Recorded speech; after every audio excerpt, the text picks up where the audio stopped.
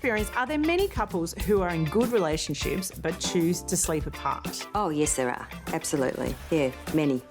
More and more? Absolutely, more and more. It's more acceptable to talk about it. So, Chris, are you surprised by how many couples are choosing to sleep in separate beds to get a better night's sleep? Yeah, I'm always surprised with it because I just think sleeping together is such a great relationship thing to do. They're losing that intimacy and time together and time to chat, etc. It always just surprises me. And why do they make that choice? For a number of reasons. I think, first of all, we all need adequate rest.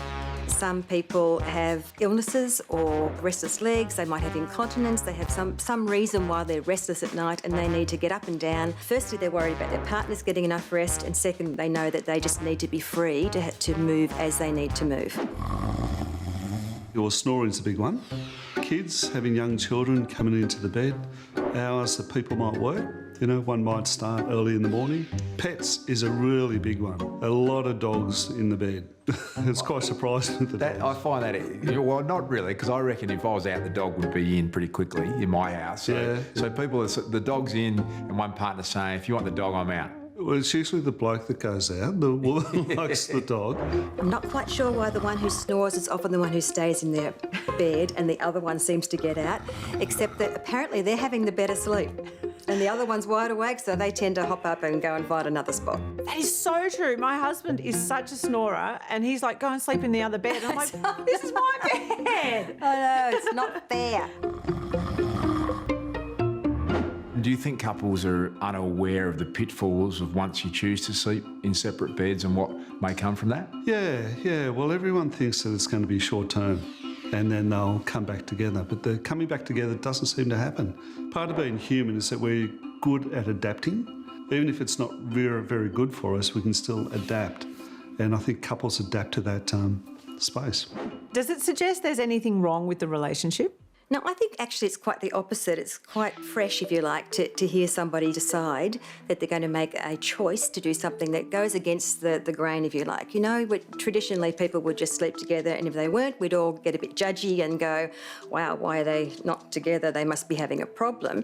But I think, you know, we're emotionally intelligent and we're able to express positively what we need and want, and that's received well, then couples can make really good choices for their relationship's sake.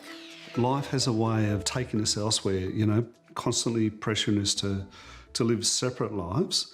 And it's once you start to get a wedge between a couple, it evolves. So if you've got a partner who's snoring or an issue with the dog, you'd say work on the snoring, work on the dog. Work on all the other issues first. Leave the separate bedroom as a last-ditch effort.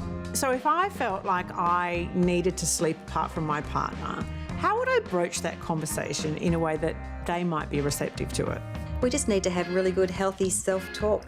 So instead of saying, you know, this is how it should be, this is how my parents did it, this is what you must do, we decide to say things like, I choose it, I need it, I want it, I prefer it that way. And obviously it's a conversation, it's an ongoing one, we don't demand it, but it's something that we start to touch on.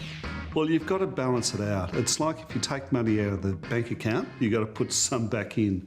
But often couples just take money out.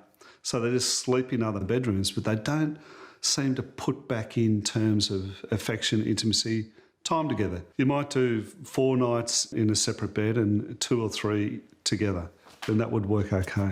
I've heard of people that are downsizing and they design a house so it has 2 main bedrooms and the ensuite's in between the rooms. So they're making a choice. So it's very much an opportunity mindset that we're looking for, where there's lots of options. Not a black and white way of being, but the world's very grey these days.